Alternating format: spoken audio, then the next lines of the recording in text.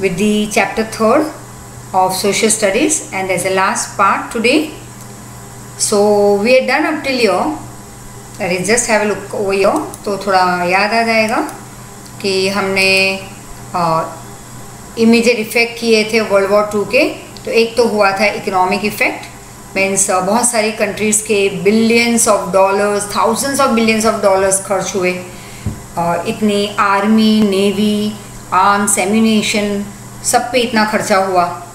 तो जो already 2 world war जिन्होंने पार्ट लिया था, लाइक इंग्लैंड, फ्रांस, वो तो सेकेंड वर्ल्ड वॉर में सुपर पावर रही ही नहीं, क्योंकि काफ़ी पैसे उसके भी फर्स्ट वर्ल्ड वॉर में, अब सेकेंड वर्ल्ड वॉर में भी खर्च हुआ. जर्मनी के बारे में तो कोई इमेजिन ही नहीं कर सकता कि क्या डिस्ट्रक्शन हुआ था.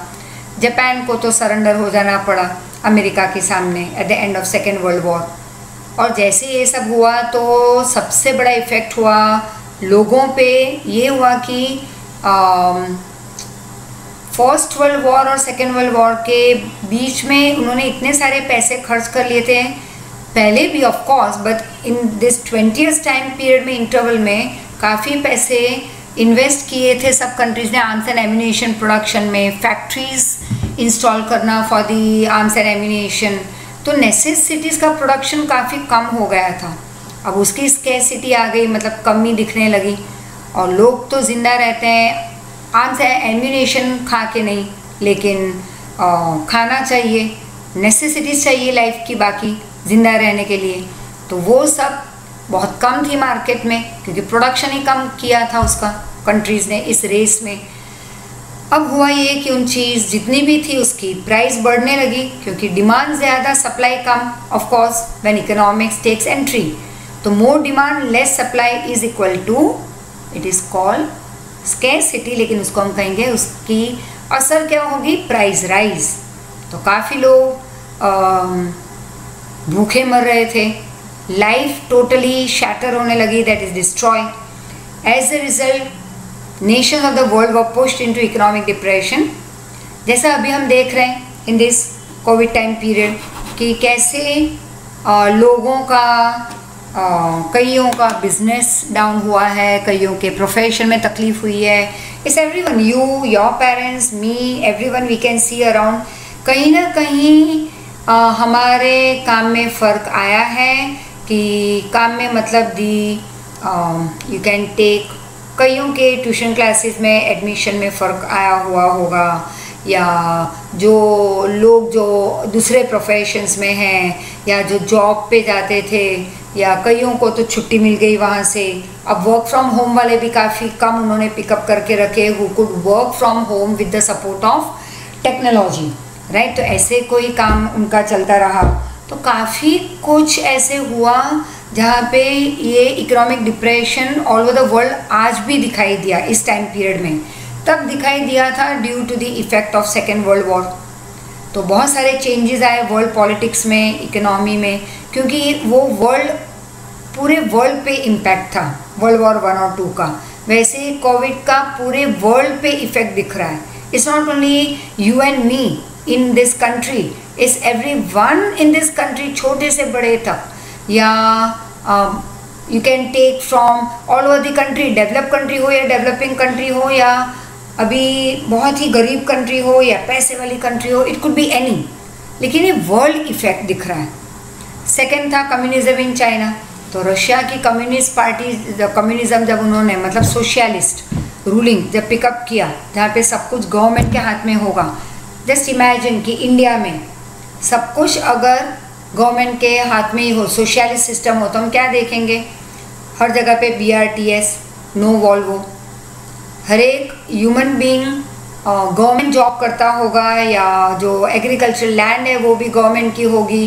तो जो लेबरर्स हैं उनको पे गवर्नमेंट करेगी, मतलब सब कुछ गवर्नमेंट.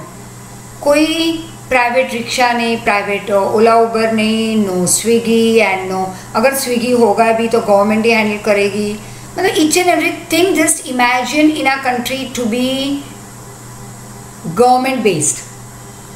जैसे BSNL, तो no Airtel and no Reliance and no Vodafone and nothing, it's only and only BSNL हर जगह पे. That is called socialist system. तो वो रशिया ने पिकअप किया था, जिसको हम कहते हैं communist measures with Bolshevik revolution 1917 में। तो उससे लोगों ने बहुत प्रेरणा ली, मतलब लोग इम्प्रेस्ड हुए। तो चाइना ने भी फॉलो किया वो, और चाइना में आया, माओ त्से तुंग ने एस्टेब्लिश किया communist rule in 49 at the end of Chinese revolution. ठीक है, जापान तो ऑलरेडी वीक बन चुका था after second world war, right. तो जापान जो अब तक चाइना को कंट्रोल करती थी, तो उसका कंट्रोल 0-0 हो गया। क्लियर। तो चाइना ने खुद का एक कम्युनिस्ट रूल खड़ा कर दिया अपने मर्जी से। फिर कोल्ड वॉर भी स्टार्ट हुआ, जैसे मैंने कहा था, होर्डिंग एक पे एक फ्री, एक पे दो फ्री, एक पे तीन फ्री, एक पे सब कुछ फ्री। तो दो पार्टी कंपटीशन में लगी थी, यूएसएसआर एंड यूएस, मतलब रशिया एंड अमेरिका, कि हम एक पे एक फ्री देंगे। यूएस ने कहा, यूएसएसआर ने कहा हम एक पे दो फ्री देंगे, तो यूएस ने कहा एक पे तीन, रशिया ने कहा एक पे सब कुछ फ्री, लेकिन आके हमें ज्वाइन कर लो। उनको अपनी पार्टी मजबूत बनानी थी। इंडिया बीच का रास्ता पिकअप करके निकल गई, ना यूएस ना यूएसएसआर का साथ दिया। हाँ, उसने कहा if you want help we are there to support you, but we will not come and join you under your shelter. नहीं तो एक बार फिर हम लाइक इंग्लैंड, जैसे ब्रिटिशर आए थे, उस तरह से फिर से कोई और आ जाएगा इंडिया को रूल करने। तो हमें अपने पैरों पे खड़ा होना था, अपने हिसाब से डेवलप होना था। तो हमने उनकी पार्टी को ज्वाइन नहीं किया, वी रिमेन न्यूट्रल। फिर तो बहुत सारी कंट्रीज ने हमें फॉलो किया न्यूट्रलिटी मेंटेन करने में, राइट। फिर तो दो कंट्री जो पहले फ्रेंड थी सेकेंड वर्ल्ड वॉर में, यूएस एंड यूएसएसआर, क्योंकि दोनों के दुश्मन कॉमन थे, इटली, जर्मनी, जापान, तो दोनों फ्रेंड बन के आगे बढ़े। जैसे वर्ल्ड वॉर 2 खत्म हुई, दोनों अलग अलग हो गए। दोनों की मेंटालिटी अलग थी, दोनों की आइडियोलॉजीज अलग थी, दोनों की फिलॉसफी अलग थी। एक था डेमोक्रेटिक कंट्री, एक था सोशलिस्ट या कम्युनिस्ट कह सकते हो। ठीक है। तो अब ये जो वॉर दोनों के बीच में आया, वो कौन सा वाला वॉर था? It was cold war. Once again, बर्फ की लड़ाई नहीं, ठंड में लड़ाई नहीं, ये थी कोल्ड वॉर, मतलब चुप रह के दिमागी वॉर, सोच की वॉर, राइट। कब उससे एक रियल वॉर आ जाए किसी को पता नहीं था, लेकिन पूरी दुनिया डर में बैठी हुई थी कि थर्ड वर्ल्ड वॉर हो जाएगा अगर ये कोल्ड वॉर शांत ना हुआ तो, राइट। और वो हो गया, क्योंकि USSR was divided into many parts, right. बहुत सारे कंट्रीज बनी उसमें से, और फिर एक ही सुपर पावर रहा, अमेरिका, राइट। और हमने ये भी देखा कि यूएन एस्टेब्लिश हुआ था वर्ल्ड पीस सिक्योरिटी के लिए, जिसमें इंडिया भी एक मेंबर बनी थी। 24 अक्टूबर 1945 को ये स्टार्ट हुआ था। इट वॉज एस्टैब्लिश्ड, हेडक्वार्टर्स उसका न्यूयॉर्क में है। एंड सबसे बड़ा काम किया था अमेरिकन प्रेसिडेंट रूजवेल्ट ने, और उन्होंने 4 मतलब वैसे तो बहुत सारे अनाउंसमेंट किए, लेकिन 4 इम्पॉर्टेंट अनाउंसमेंट किए थे रिलेटेड टू फ्रीडम, जो हम नेक्स्ट स्लाइड में देखेंगे अब। और इंटेंशन था उनका कि वर्ल्ड में पीस सिक्योरिटी बनी रहे और लोगों को काफ़ी फ्रीडम मिले प्रोग्रेस करने के लिए, क्योंकि लोग प्रोग्रेस होंगे, हम प्रोग्रेस करेंगे तो वर्ल्ड अपने आप, या वर्ल्ड नहीं चलो अपनी कंट्री अपने आप प्रोग्रेस होगी, और ऐसे करते करते पूरा वर्ल्ड प्रोग्रेस होगा। ठीक है। और पीस होगी, यूनिटी होगी, तो एक there be no fear and doubt among one country on the other. ठीक है। तो ये जो 4 फ्रीडम दी थी तब यूएन की तरफ से, जो अनाउंस हुई थी बाय प्रेसिडेंट रूजवेल्ट, वो थी freedom of speech and thought, जो हमने हमारे कॉन्स्टिट्यूशन में एक्सेप्ट किया है। Freedom of religion, economic freedom, मतलब तुम कोई भी बिजनेस कर सकते हो, प्रोफेशन तुम्हारी चॉइस का, nobody can force you to pick up a certain profession of business. Right to freedom from fear, right. अब ये डर सबसे बड़ा नेगेटिव पॉइंट है। डर के मारे लोग आगे नहीं बढ़ सकते। अलग अलग टाइप के डर होते हैं। अंधेरे का डर होता है किसी को कंपटीशन में हिस्सा लेने से डर है कि अगर हम हार गए तो सो विल पावर स्ट्रांग नहीं है, खुद पे विश्वास नहीं है। कईयों को नया बिजनेस स्टार्ट करने का डर है, किसी को कार चलाने का डर है, किसी को 2 व्हीलर चलाने का डर, किसी को पढ़ाई का डर है कि हाय मैं आधे घंटे से ज़्यादा पढ़ाई की तो मेरा क्या होगा, मैं तो नहीं कर पाऊँगा या नहीं कर पाऊँगी। तो ऐसे डर तुम्हें प्रोग्रेस नहीं करवाएंगे. You will be there way you are today. Pass होते जाओगे 9 के बाद 10, फिर 11, फिर 12, फिर आगे लाइफ में डिग्रियां ले ली, लेकिन लाइफ में रिस्क नहीं लिया. ठीक है, ये तो धक्का मार पास हो गए नसीब से, जैसे 8th में नसीब से पास हुए, लेकिन हर बार ऐसा नसीब नहीं होता बेबीज़. तो 9th अच्छे से पढ़ाई कर लेना, ठीक है, क्योंकि 10th का बेस तो नेचुरली 9th ही होगा. काफ़ी बच्चों ने 8 में काफ़ी मिस किया होगा, एग्ज़ाम नहीं हुई, पता ही नहीं चला कि भाई तुम कहाँ पे अटके थे, कहाँ पे वीक हो. खुद को तो पता है, लेकिन दूसरों को कौन बताए, right. So you know you are weak in which subject, work hard. अच्छा टाइम पीरियड मिल गया है, ब्लेसिंग इन डिस्गाइज वाला कोविड टाइम पीरियड, इसको ब्लेसिंग के हिसाब से पिकअप कर लो और make the best use of this time period. I would say always, जैसे तुम्हारा कोई लाइकिंग वाली कोई एक्टिविटी हो apart from your game playing on your smartphone, बहुत सारी ऐसी एक्टिविटीज़ है जो तुम करना चाहते थे, तो ये टाइम पीरियड है जब तुम वो अपना पैशन उठा लो. Pick up your passion, start working on it. 4 घंटे पढ़ाई करो, 4-5 घंटे स्कूल और ट्यूशन के मिला के हो गए, होमवर्क कर लिया 2 घंटे, टोटल हो गए 10 घंटे. फिर भी मैं एक्स्ट्रा 2 घंटे डालती हूँ.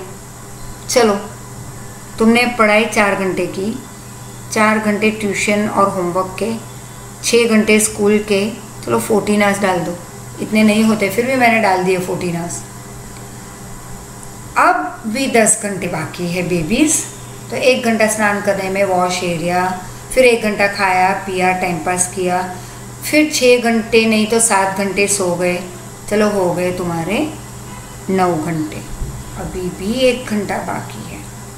It means we are wasting our time in sleeping, we are wasting our time in enjoying, we are wasting our time in wash area वाला reason, we are wasting our time in 1 घंटा खाने में, TV देखते देखते. तो ये जो छोटे छोटे और बहुत कुछ सोना, अति किसी चीज़ का नेगेटिविटी है. अति सोना, over sleeping, over eating, over not eating, over playing games on your smartphone, over time waste, over पढ़ाई, सब कुछ हानिकारक है. तो पढ़ाई इसलिए मैं कहती हूँ 10 घंटे मत करो. पढ़ाई मतलब अपनी ओर से पढ़ाई, ट्यूशन क्लास या homework and test giving and school के लेक्चर्स नहीं. मैं कहती हूँ तुम्हारी ओर से, तुम्हारी बुद्धि का उपयोग करके तुम अपनी समझ से जो बैठ जाओगे बुक लेके पढ़ाई करने कि चलो एक डायरी बनाओ, मैं कहाँ कहाँ पे अभी भी मैंने काफ़ी कुछ नहीं किया है, लिस्ट बनाओ कौन से सब्जेक्ट में कितना हो चुका है और तुम्हारा 100% कितना हुआ है. तो देखोगे तुमने कुछ किया ही नहीं है इतने दिनों में, 5 महीनों में. You have done nothing dear, I bet. मेरे 100 बच्चों में मुश्किल से 30-40 अप टू मार्क है, बाकी के 60% मतलब मेजॉरिटी आज भी नहीं कर रहे हैं कुछ. I get the news from your parents. बेचारी मम्मी मुझे फ़ोन करती रहती है बहुतों की, मैम समझाओ ना, मैम स्ट्रिक्ट हो जाओ, मैम ये करो, मैम वो करो. अगर मुझे छूट मिलती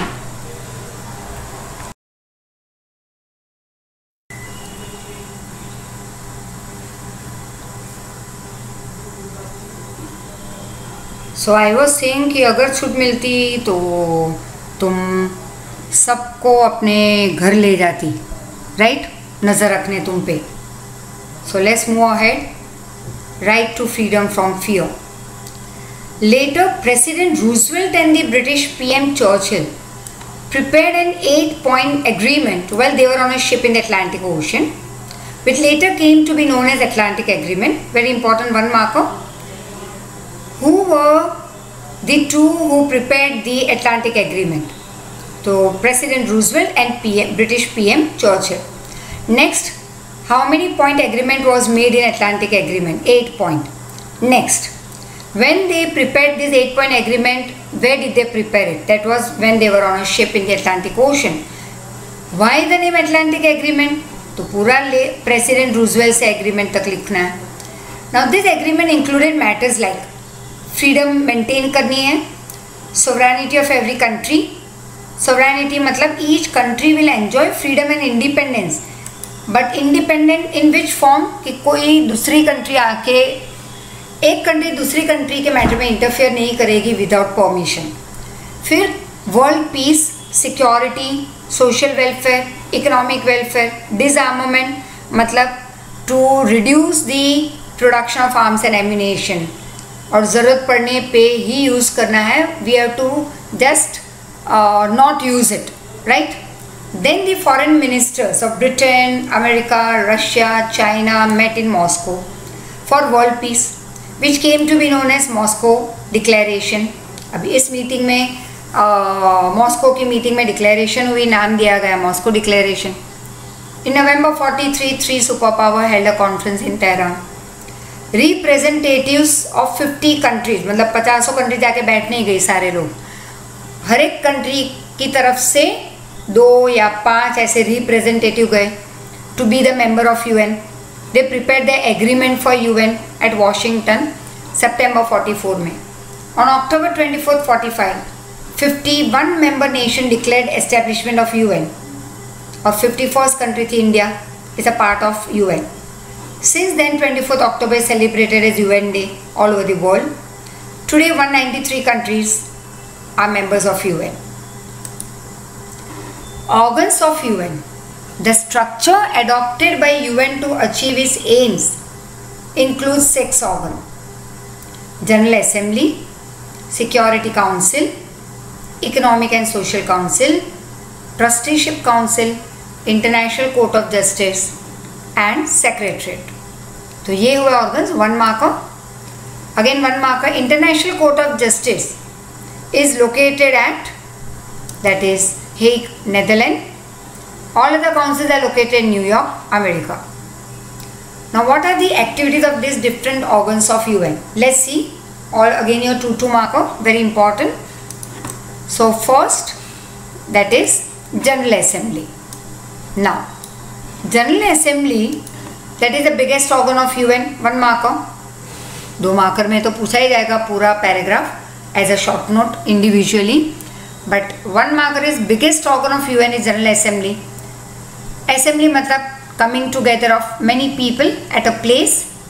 General Assembly मतलब यहाँ पे जैसे हम कहते हैं जनरल मीटिंग होती है जहाँ पे all allowed. It includes all the member countries के representative. Every nation can send how many representative? Naturally 5, right? तो हर एक कंट्री की तरफ से कितने representatives होंगे? Max to max 5. But during election only 1 vote is allowed from each country.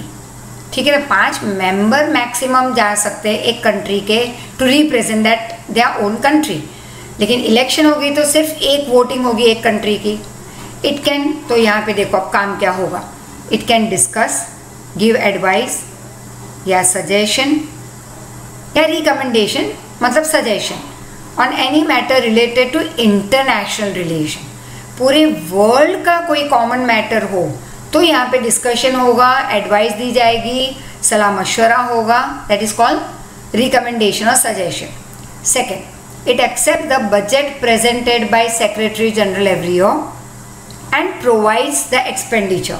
अब budget decide होगा, अब बजट डिस्कस भी होगा, फिर जिस ऑर्गेनाइजेशन को, जिस फील्ड को कितना एक्सपेंडिचर चाहिए उस हिसाब से उनको वो एक्सपेंडिचर एलोकेट होगा, मतलब प्रोवाइड किया जाएगा। थर्ड, इट ट्राइज और attempts, does hard work to find solution to the economic problem, development problem of various countries, member countries. फिर ह्यूमन राइट्स के बारे में डिस्कशन होती है एंड उसके रिलेटेड राइट्स तो दे दी गई मेंबर कंट्रीज को, लेकिन दी नहीं जाती तो क्या करना है, सॉल्यूशन फाइंड आउट करते हैं to various problems, disarmament related solution, other international matters के प्रॉब्लम्स के सॉल्यूशन डिस्कस होते हैं। Fourth, decisions are taken over here but very important by 2/3 majority in general matters, common matters related to all the countries of member countries of UN. तो वहाँ पे अगर decision लेना है तो 2/3 मेजॉरिटी चाहिए, ठीक है। So this is General Assembly Hall. You can see how huge it is और कितने लोग, कितनी सीट्स हैं उस हिसाब से पता चलेगा तुम्हें। This only some part is shown, otherwise it's double of this. Security Council, very important. Again your 2 marker short note. This is the most important organ of UN. अब यहाँ पे 5 परमानेंट मेंबर्स होंगे. America, Britain, France, Russia, China. Learn by heart for 1 marker. Other than countries also will be the member. मतलब कि total 15 members होंगे. 5 permanent, 10 non permanent. Non permanent मतलब हर 2 साल के बाद नई कंट्री को चांस मिलेगा. They are elected for 2 year time period by general assembly. This council enjoys great powers to maintain peace and security in the world. तो नाम itself tells you security council. कितने परमानेंट? 5. कितने non permanent? 10. अब ये non permanent कितने साल के लिए होंगे? 2 साल मेंबर्स रहेंगे, फिर नई कंट्रीज होगी वहाँ पे. और पावर क्या है? Tremendous power, maintain international peace and security. Clear? अब ये 5 परमानेंट कौन है? तो America, Britain, France, Russia, China. Clear? Now we move on to the further part. This Security Council works for peace and security at the world level. It solves the problems and छोटे मोटे लड़ाई झगड़े, that is disputes of the countries, member countries, peacefully through negotiation, mediation. Negotiation actually मतलब bargaining. अब चलो bargaining का एक अच्छा सा एग्जाम्पल दे दे कहीं कि कई बच्चों को फिर bargaining भी नहीं पता चलता. तो I'll give you one very interesting example over here. Just imagine, चलो कभी चले जाओ अपनी मम्मी के साथ मार्केट में, right? I too used to do the same thing, don't worry. तो अब नहीं करती, बट ना कभी कभी पहले जाती थी मार्केट को खरीदी करने, तो यही काम करती थी कई बार. तो विच वन? तो ये काम बहुत इंटरेस्टिंग है. Ladies are very happy with it, है ना. तो जब मम्मी के साथ जाओगे सब्जियां खरीदने, स्पेशली और कुछ नहीं है, ओनली सब्जियां, तो देखना एक वहीं पे खड़े रह के म्यूट हो जाना, लेकिन आंखें खुली रखना और कान और सुनना. तो मम्मी कहेगी कि भाई कैसे दी भिंडी, and that man vegetable seller will say, green grocer वाला, कि 50 रुपये. अरे बाप रे, इतने सारे! आप तो लूट मचा रहे हो कोविड टाइम पीरियड में, थोड़ा तो कम कर दो भैया जी. अब भैया जी मानता ही नहीं. अच्छा ठीक है चलो 40 नहीं 45 में दे दो. ऐसे करते करते करते 3-4 सब्जियां खरीदी कर ली. अब लास्ट में कहेगी अच्छा ठीक है 250 ग्राम नींबू ही डाल दो. अब उसे 5 दिए. भैया जी एक और डाल दो ना. अच्छा वो छोटा वाला तो डाल दो. फिर थोड़ी कोरिएंडर तो दे दो. भैया जी कहेगा बहन जी कोरिएंडर मतलब कोथमीर बहुत महंगी है. अरे भैया 2-3 पत्ते तो डाल दो. 2-3 पत्ते थोड़ी मिलेंगे. भैया जी मुंह बिगाड़ के दे रहा है. अच्छा ठीक है चलो 4-5 हरी मिर्ची भी डाल देना. अदरक का थोड़ा सा टुकड़ा तो डाल दो भैया जी. करते करते करते उस रात की सैंडविच का सामान रेडी कर लिया. चटनी, राइट? अब मम्मी का मुंह देखना रात को जब चटनी खाने लगे. चटनी बनाती है तब ये खुशी मुंह पे झलक रही है.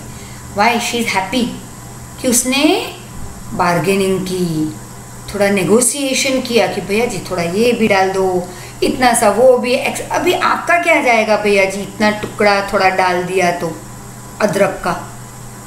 अब वो स्वाद मम्मी ले रही है.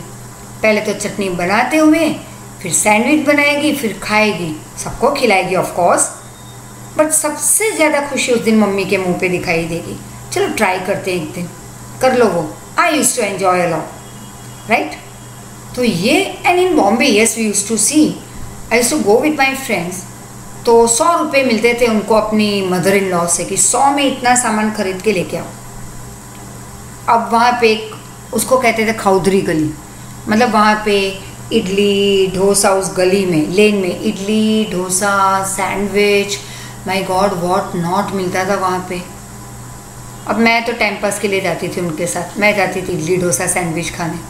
वो एक्चुअल में अपनी सास के डर से खरीदी करने निकलते, फिर इतना भावताल करते और उसमें से कैसे भी करके 20 रुपये बचाते, और उस 20 रुपये से वहाँ पे खाते इडली या डोसा या सैंडविच और something, vada pav and all. और वो जो खुशी उनके मुंह पे मैं देखती, even today I remember, right? तो this is what is negotiation. से पैसे हम बचा सकते हैं. हाँ, that is what I have heard at tuition class also. हमारे घर के तो 3 बच्चे हैं, कोई डिस्काउंट नहीं Rohit sir. Now this is what, मैं एक कोने में खड़ी रह के हंसती हूँ और मुझे याद आ जाता है वो भैया जी वाली सिस्टम, जहाँ पे लेडीज़ कहती है भैया जी थोड़ा कम कर दो ना, राइट। तो यहाँ पे यही होता है, बिकॉज लेडीज़ आर लेडीज़, हर जगह पे वही है। मैं भी वही हूँ, मैं कहीं और नेगोशिएट करूँगी जाके। जैसे usually I don't go for any shopping and all, घर रिलेटेड मेरा शॉपिंग होता है, कपड़ों का शॉपिंग, बुक्स शॉपिंग। तो बुक्स में तो मैं ये नहीं कह सकती स्टेशनरी वाले को भैया जी कम कर दो, या पैंटलून्स में जाके नहीं कहूँगी भैया जी डिस्काउंट दे दो। तो I do shopping at such places जहाँ पे डिस्काउंट नहीं, हमारे मांगने से नहीं मिलता, राइट। तो this is what is you मैं, हाँ, अगर बाई चांस मेरा टर्न आ भी गया तो मेरी तो नज़र भैया जी के नाप तोल पे रहेगी, because I teach that in 10th standard, right, customer and market, very interesting chapter. तो वहाँ ध्यान मेरा ज़्यादा ए भैया जी आपने वो एक गलत टमाटर डाल दिया, चलो डालो 2 अच्छे, एक ख़राब निकला 2 डलवाए मैंने। हुई तो वही लेडीज़ वाली मेंटालिटी, नेगोशिएट नहीं किया लेकिन नेगोशिएशन वाला काम कर दिया, एक ज़्यादा नींबू डलवा ही दिया, एक एक्स्ट्रा टमाटर या बड़ा वाला टमाटर डलवा दिया छोटे की जगह पे, राइट। तो this is what is negotiation, mediation. Mediation मतलब जुडिशियरी। 2 लड़ रहे हैं, बीच में आ गई मम्मी, 2 भाई बहन लड़ रहे हैं, मीडिएटर कौन बनेगा? पापा के पास तो टाइम है ही नहीं, मम्मी के पास भी नहीं है, क्योंकि वो बेचारी इतना काम करती है घर में। फिर ऊपर से तुम लोगों की टेंट है सुनना, तुम पढ़ाई नहीं करते तो मेरी कंप्लेन सुनना। तो poor mother, I really pity mothers, right, first. तो ये जो मम्मियाँ हैं वो बन जाती है मीडिएटर घर में। 2 लड़ रहे हैं, वो शांति बनाए रखती है, she is UN of the family, right. When any one permanent member does not vote in support of some important world matter, अब 5 परमानेंट मेंबर हैं जो अभी हमने देखा, उसमें से एक अगर कहे कि I am not with 4 of you, तो मेजॉरिटी जीतेगी या माइनॉरिटी? यहाँ पे उल्टा है, ये एक जो ना कहता है उसकी सुनेंगे लोग। वाई? क्योंकि वो हर एक के पास राइट टू से नो है, वीटो पावर। अब वो वीटो पावर यूज़ कर रहे हैं, ऐसे रशिया ने बहुत बार वीटो पावर यूज़ किया इंडिया के लिए, Kashmir issue, right. Now economic and social council again important. This council also is called इकोसॉक, लर्न करो full form. General assembly appoints its retiring members for 3 years। तो कितने रिटायरिंग मेंबर्स होंगे अब यहाँ पे तुम फाइंड आउट कर लो, right. I have not given you, you have to find out. And this council हर साल ये ऐसे ही होता है। तो बच्चों को पूछती हूँ दैट चलो तुम बता दो, गायब है यहाँ से, बताना ढूंढ के, आज का 2020s में या 21st सेंचुरी के बिगनिंग से, राइट, और 2001, 2002 ऐसे। तो इकोनॉमिक सोशल काउंसिल, तो जनरल असेंबली अपॉइंट्स 1/3 या 2/3 of his retiring members for 3 years। आगे हमने देखा एक था 2 साल वाला, राइट। यहाँ पे है जनरल असेंबली इकोनॉमिक और सोशल काउंसिल के मेंबर्स को 3 साल के लिए अपॉइंट करती है, लेकिन कितने? This council tries to raise the life style और living standard of the countries of the world without any partiality. तो ये लिविंग स्टैंडर्ड बढ़ाती है अलग अलग कंट्री का, कोई पार्शियलिटी नहीं होगी, रिच पुअर सेम, धर्म सारे सेम, कास्ट रीजन सबके साथ नो पार्शियलिटी। उसका मोटो है हर एक कंट्री को डेवलप करना, सपोर्ट करना। This council and sub councils work all over the world. अब है उसके part WHO, world health organization, works to improve the health of the people in the world. IMF ये लोन देती है at low rate of interest, लेकिन loan भी कम होता है, लेकिन low rate of interest is very important. तो work to establish monetary stability in the world. FAO helps to improve agricultural production, forestry, fishery, raise the nutritional level. ILO, learn all the full form along with this, तो ये पूरा 4 marker होगा। Explain all the institute or organization. Works to provide rights and justice to the laborers of the world, that is International Labour Organization. UNICEF, United Nations International Children's Emergency Fund, UN's international children's fund, आज उसका नाम नया है, that is now it is given this second name. Undertake child welfare activities to improve the health of the children in the world by providing them nutrition, food and education.